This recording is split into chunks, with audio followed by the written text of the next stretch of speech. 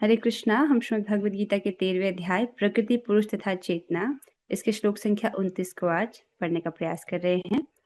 पहले आप श्लोक के लिंग को समझिए। लिंग क्या है? भगवान कहते हैं जो परमात्मा को समस्त शरीरों में आत्मा के साथ देखता है और यह समझता है कि इस नश्वर शरीर के भीतर न तो आत्मा न ही परमात्मा कभी विनष्ट होता है, वही वास्तव में देखता है। अर्थात जब मृत्यु होती है तो व्यक्ति का शरीर नष्ट होता है, आत्मा और परमात्मा कभी भी नष्ट नहीं होते। जो इस प्रकार से देख पाता है वही वास्तव में देखता है। और देखने का क्या मतलब है? किसी की मृत्यु हो रही है, उससे व्यक्ति शोक से अभिभूत नहीं होता है, क्योंकि उसको पता है कि आत्मा की कभी मृत्यु तो नहीं होती है। अच्छा, इस प्रकार से जो देख पाता है, जिसके पास ये ज्ञान हो चुका है, उसका क्या फल है? जो इस प्रकार देख रहा है उसे क्या फल प्राप्त होता है, वह भगवान इस श्लोक में बोल रहे हैं। समं पश्यन् हि सर्वत्र समं पश्यन् हि सर्वत्र समवस्थितमीश्वरम् समवस्थितम् ईश्वरम् न हिनस्यात्मनात्मानं न हिनस्त्यात्मनात्मानं ततो याति परां गतिम्। ततो याति परां गतिम्। समं पश्यन् हि सर्वत्र समं पश्यन्नि हि सर्वत्र समवस्थितमीश्वरम् समवस्थितम् ईश्वरम् न हिनस्यात्मनात्मानं न हिनस्यात्मानम् आत्मानं ततो याति परां गतिम्। ततो याति परां गतिम्। कहते हैं जो व्यक्ति परमात्मा को सर्वत्र तथा प्रत्येक जीव में समान रूप से वर्तमान देखता है, वह अपने मन के द्वारा अपने आप को भ्रष्ट नहीं करता। इस प्रकार वह दिव्य गंतव्य को प्राप्त करता है। बहुत सुंदर गुण है ये। भगवान क्या कह रहे हैं? जो व्यक्ति परमात्मा को सर्वत्र अर्थात सब जगह और प्रत्येक जीव में, तो प्रत्येक जीव के हृदय में भी भगवान परमात्मा के रूप में स्थित हैं, यह देख रहा है कि परमात्मा समान रूप से वर्तमान है, अर्थात भगवान सबके प्रति सम है। अगर वो चींटी के शरीर में है, कुत्ते के शरीर में है, हाथी के शरीर में है, या मनुष्य के शरीर में, या पेड़ के, जो पेड़ की योनि है उसमें है, सब में भगवान समभाव से हैं। ठीक है, इस प्रकार से देख रहा है। वह अपने मन के द्वारा अपने आप को भ्रष्ट नहीं करता। तो पहले ये समझिए, मन के द्वारा व्यक्ति भ्रष्ट होता कैसे है? तो जब व्यक्ति अविद्या से ग्रसित होता है, तब वह अपनी पहचान अपने शरीर से करता है। वह समझता है कि मैं ये शरीर हूँ। जैसे अभी हम लोग मनुष्य योनि में हैं, तो हम सहज रूप से ये मान रहे हैं कि मैं मनुष्य हूँ, इसमें कोई संदेह नहीं है। जो स्त्री है वो मान रहे हैं कि मैं स्त्री हूँ, जो पुरुष है वो मान रहे हैं कि मैं पुरुष हूँ, है ना? और जो कुत्ते के शरीर में है, वो कुत्ता भी यही सोच रहा है कि मैं कुत्ता हूँ। आप समझ रहे हैं? जबकि वो कुत्ता नहीं है, वो जीव है जिसको अभी कुत्ते की योनि प्राप्त हुई है। समझ रहे हो आप? उसी प्रकार से हमारा अभिनिवेश आपको दिख रहा है अपने आप को शरीर समझने के प्रति।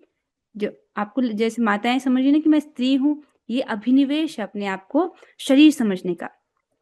तो जब इस प्रकार से व्यक्ति प्रभावित रहता है, तब क्या होता है? अब जो चीज है उसकी इंद्रियों को सुख दे, उसके प्रति होता है राग। या जो लोग आपकी इंद्रियों को सुख दे, मतलब आपके बारे में अच्छा बोले, आपका मान सम्मान करे, ऐसे लोगों के प्रति होता है राग। और जो लोग आपको खराब बोले, आपके साथ बुरा व्यवहार करे, आपकी इंद्रियों को दुख प्रदान करे, ऐसे लोगों से होता है द्वेष। तो ये द्वंद्व, ठीक है, राग और द्वेष। ठीक है, अब इसमें व्यक्ति जब फंसा रहता है तब वह इससे भ्रष्ट हो जाता है। जब व्यक्ति राग और द्वेष में फंसा रहेगा, तब वो अपने परमार्थ कल्याण के लिए कार्य कैसे करेगा? अगर राग द्वेष में ही व्यक्ति फंसा रह जाएगा, तब व्यवहार प्रैक्टिकल तौर पर वो जप कैसे करेगा? ठीक है, तो लेकिन जो व्यक्ति परमात्मा को सर्वत्र देख पा रहा है, यह देख रहा है कि प्रत्येक जीव के हृदय में परमात्मा है, इस स्तर पर पहुंच गया है। यद्यपि हम वहां पर भी नहीं पहुंच रहे हैं, एटलीस्ट थ्योरी में देख रहे हैं, तो वो सबके प्रति जो है समभाव से देखता है और राग द्वेष से वो विमुक्त हो जाता है, और इस प्रकार से वो मन के द्वारा भ्रष्ट नहीं होता है। इस प्रकार वह दिव्य गंतव्य को प्राप्त करता है। ठीक है, अध्याय 11 में भी हम इस बात को पढ़ रहे थे कि जो जो इस प्रकार से द्वंद्वों से मुक्त हो गया है वो पदम अव्ययम, वो उस अव्यय पद को प्राप्त होता है, उस दिव्य गंतव्य को प्राप्त होता है। अर्थात इस द्वंद्व को परे करना बहुत इंपॉर्टेंट है। अब इसको समझिए कि मन के द्वारा जो भ्रष्ट होता है, इस संबंध में भगवान ने क्या कहा है। मन के विषय में भगवान ने बोला था अध्याय 6 श्लोक संख्या 6 में, जब हम ध्यान योग के विषय में पढ़ रहे थे, वहां पर बंधुरात्मान मनस्तस्य येनात्मेवात्मना जितः अनात्मस्तु शत्रुत्वे वर्तितात्मैव शत्रुवत्।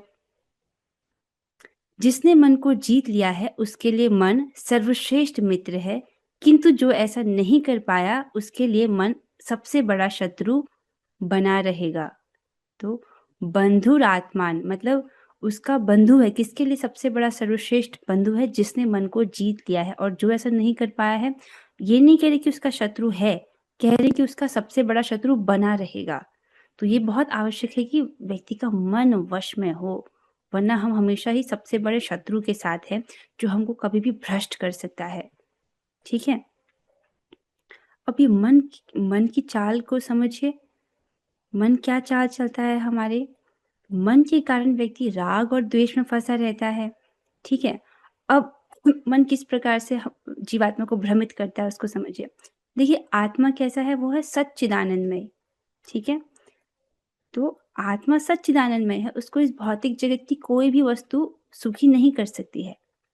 ठीक है, लेकिन जो मन है वो कहता है कि जब तक तुम ये निकृष्ट भोग प्राप्त नहीं कर लोगे तब तक तुम सुखी नहीं हो सकते। ठीक है, इस प्रकार की प्रीचिंग करता है मन। ठीक है, कि जब तक तुमको ये इंद्रिय तृप्ति प्राप्त नहीं हो जाएगी तब तक तुम सुखी नहीं हो सकते।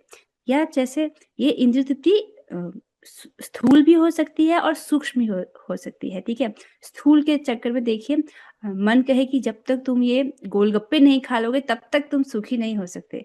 क्या गोलगप्पा खाना आत्मा की आवश्यकता है? नहीं। ठीक है, लेकिन मन इस प्रकार से भ्रमित कर रहा है।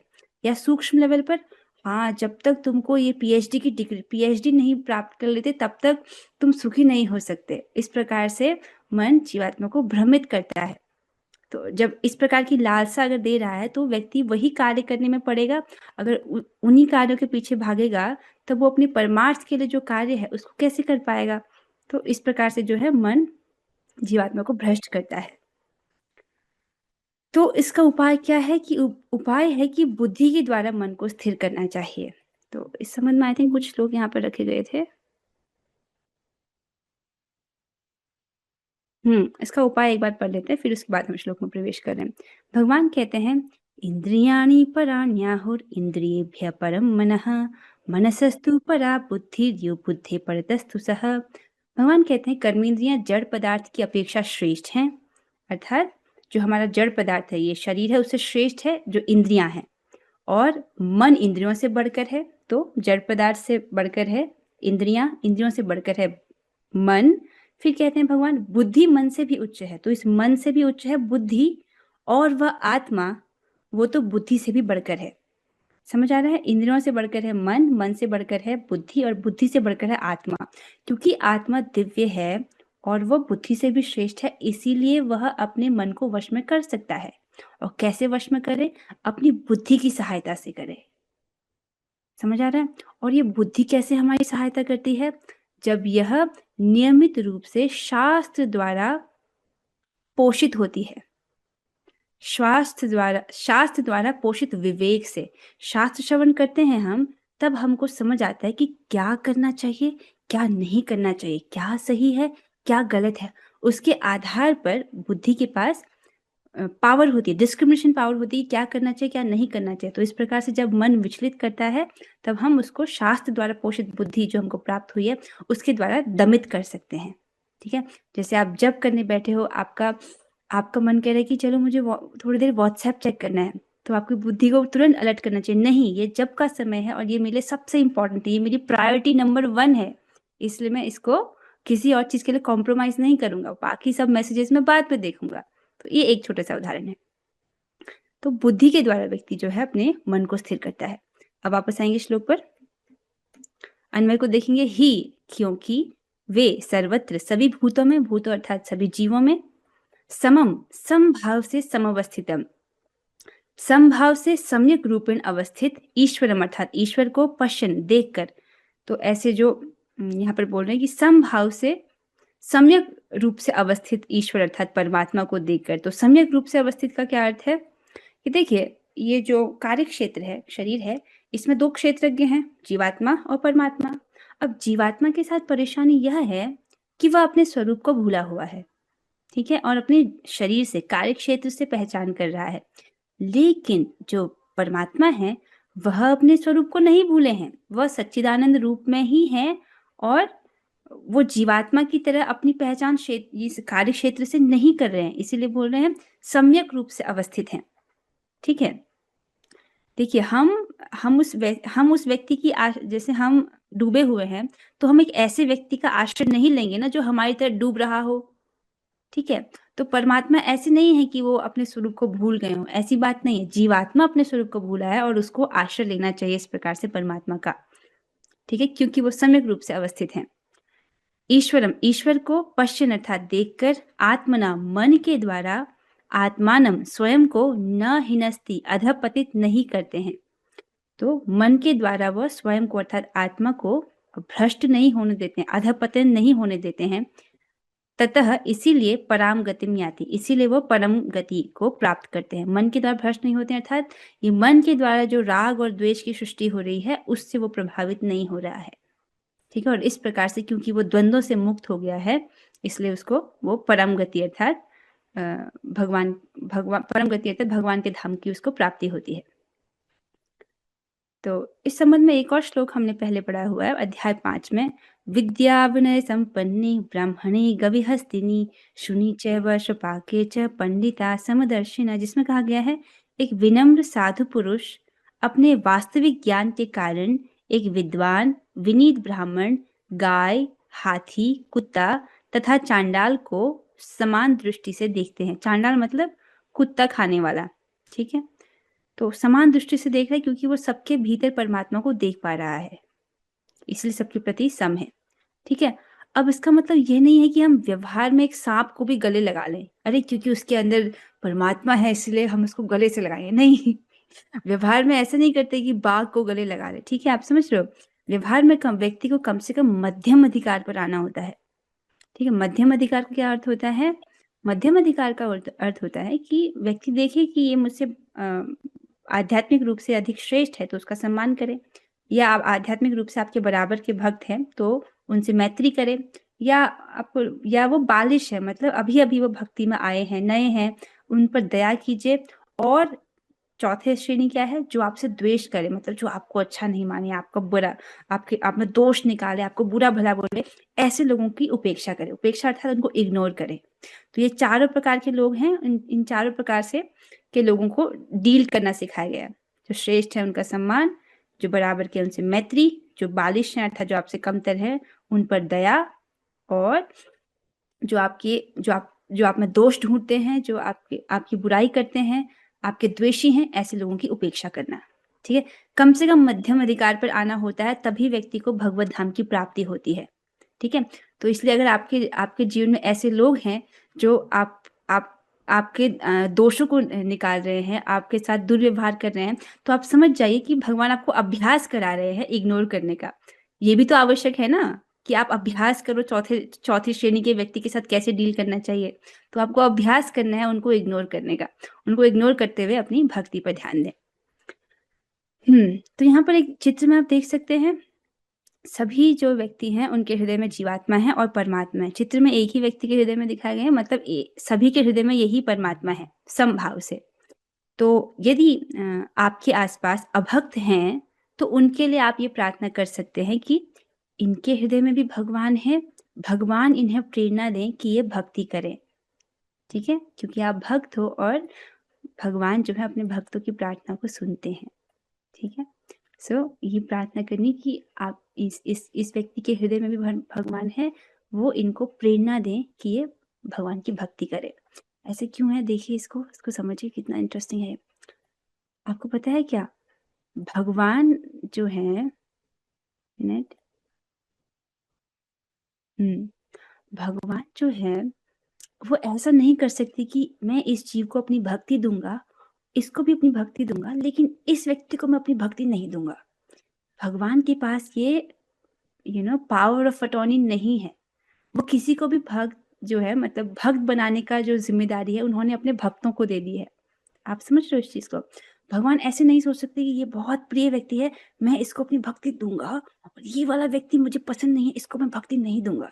क्यों? क्योंकि भगवान में विषमता का दोष नहीं है। भगवान सबके प्रति सम है।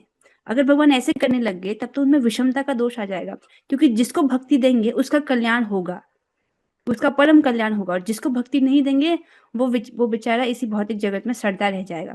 तो भगवान ऐसा नहीं करते हैं। आप समझ रहे हैं? तो भक्त बनाने की शक्ति, भक्त बनाने का जो पावर ऑफ अटॉर्नी है, उन्होंने अपने भक्तों को दिया है। ठीक है? जो उनके भक्त हैं वही दूसरे व्यक्ति को भक्त बना सकता है। आप समझ रहे हो इसको? रेफरल प्रोग्राम समझते हो? रेफरल प्रोग्राम, जिसमें कोई व्यक्ति किसी को रेफर कर दे तभी वो उस प्रोग्राम में ज्वाइन हो सकता है। तो ऐसी पावर है यहाँ पर उपस्थित हर एक भक्त में, कि आप किसी भी व्यक्ति को कृष्ण दे सकते हो। आप समझ रहे हैं? जैसे आध्यात्मिक मैथ्स बोली गई। आध्यात्मिक मैथ्स क्या है?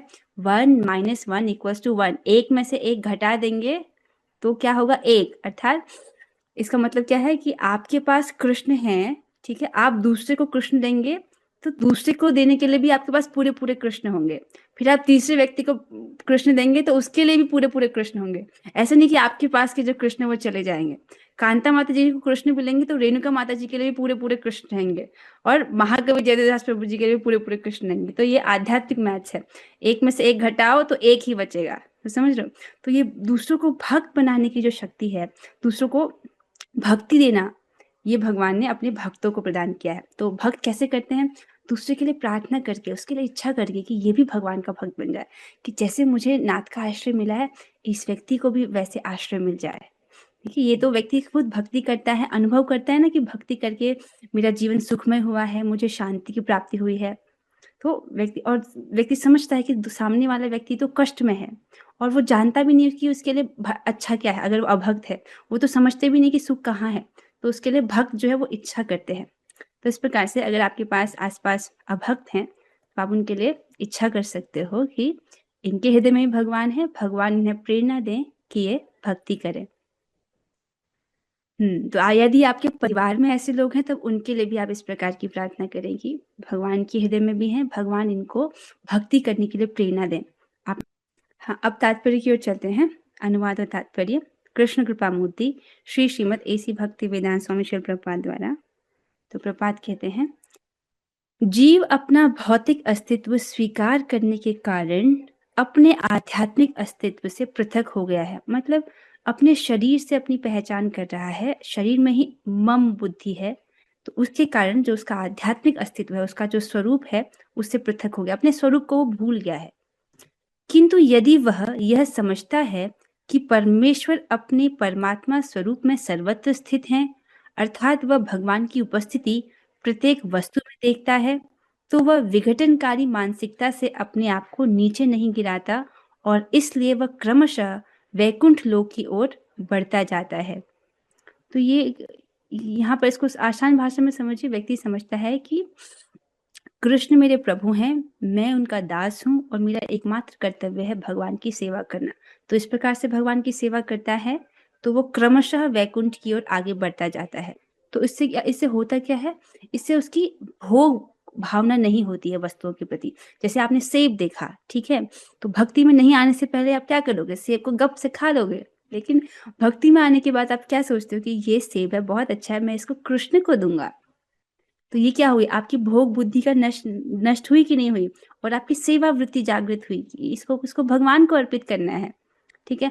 फूल देखते हैं तो ये नहीं सोचते कि मैं फूल बालों में लगा लूं, आप सोचते हो कि मैं इसको भगवान को अर्पित करूं। तो इस प्रकार से ये जो भोग की बुद्धि है ये नष्ट होना, सेवा वृत्ति जागृत होना, समझना कृष्ण मेरे स्वामी हैं, मैं उनका नित्य सेवक हूँ, मेरा एकमात्र कर्तव्य भगवान की सेवा करना। तो अपनी सभी वस्तुओं को भगवान की सेवा में लगाना। तो इस प्रकार से जब वो करता है तो क्रमशः वैकुंठ लोक की ओर बढ़ता जाता है, अर्थात उसकी योग्यता जो है वैकुंठ जाने की वो बढ़ती जाती है।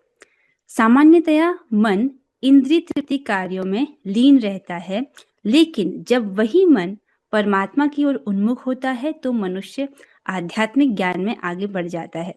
तो यहाँ पर प्रभुपाद जी समझा रहे हैं कि मन के कारण किस प्रकार से जीवात्मा भ्रष्ट हो जाता है।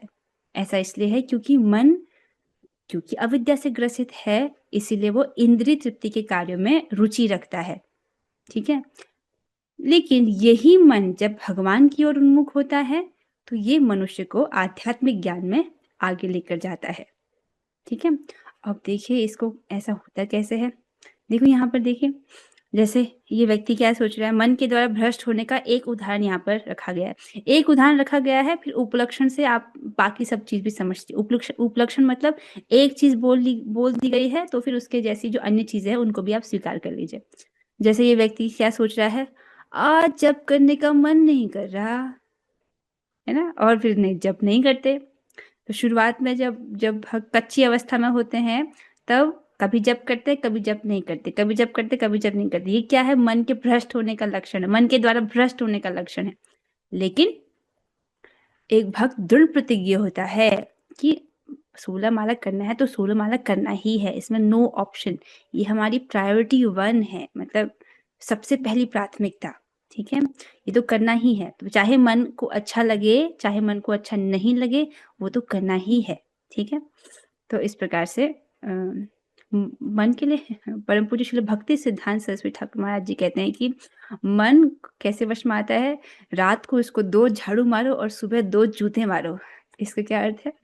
वैसे आज परम पूज्य श्री भक्ति सिद्धांत सरस्वती ठाकुर महाराज का तिरुभाव तिथि है, तो हाँ, वो क्या कहते हैं, इसका क्या अर्थ है कि झाड़ू मारना है और जूते मारना। इसका मतलब है कि मन को जो नीति होती है ना, साम दाम दंड भेद, इस प्रकार से शत्रु को वश में किया जाता है। साम दाम दंड भेद, उसमें से दंड की नीति से मन को वश में किया जाता है। मतलब अगर आप मन की बात मानते जाओगे और सोचो कि ये मन मेरा मित्र बन जाए, तो ऐसा कभी नहीं होगा। इसको दंड दे करके समझाना पड़ता है, समझ लो। तो चाहे मन करे चाहे मन नहीं करे, मन की बात नहीं सुनना है, जप करना है। ठीक है, हाँ, और इसका एक बहुत सुंदर तरीका होता है नियमित रूप से अभ्यास करने का। जैसे अभी आपको आदत हो गई है रोज इस वक्त गीता सुनने की, तो कल आप इस वक्त कहाँ होंगे, भगवत गीता कक्षा में। ठीक है, और परसों कहाँ होंगे, भगवत गीता कक्षा में। तो आपके मन को स्वतः ही अभ्यास हो गया है कि अच्छा, जैसे ही 8 सवा 8 बजेंगे तो मुझे गीता क्लास में जाना है। और अगर किसी दिन गीता क्लास नहीं हो तब आप पूछे क्या आप उस दिन खुश होते हो या आपको अच्छा नहीं लगता? आप खुश होते हो कि अरे वाह छुट्टी हो गई? नहीं ना, क्योंकि उस दिन अब मन को अभ्यास हो गया है, तो मन को वही चीज करना अच्छा लगता है। इसी बात को पकड़िए।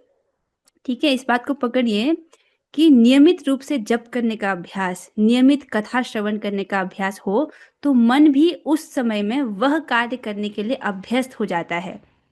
ठीक है, मन को प्रशिक्षण दिया जाता है कि वो भगवान की सेवा में लगे रहे।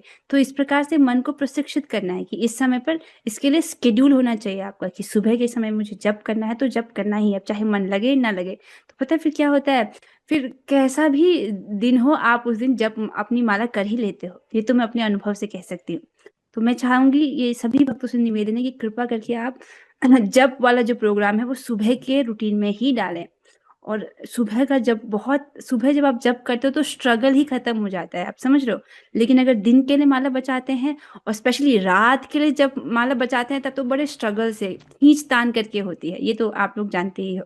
तो आप सभी जो है जप जिम में आमंत्रित हैं, प्लीज उसका लाभ उठाइए, सुबह आ जाइए। मैं आप लोगों को सुबह 4 बजे के लिए आमंत्रित करती हूँ। हालांकि वहां पर भक्त 3 बजे आ जाते हैं, पर मैं 3 बजे एक्सपेक्ट नहीं कर रही हूँ, मैं एक्सपेक्ट कर रही हूँ कि आप 4 बजे वहां पहुंच जाओ। मतलब एक सिंसियर भक्त से मैं इतना तो एक्सपेक्ट कर सकती हूँ ना कि वो 4 बजे पहुंचे, है ना। 4 बजे तो हम किसी गृहस्थ आश्रम में नहीं होते, 4 बजे तो हमको कोई घर के काम नहीं करने होते।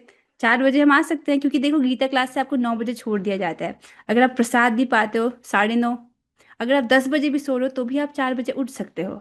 और ये नहीं कि आप उठते ही आपको स्नान करना है।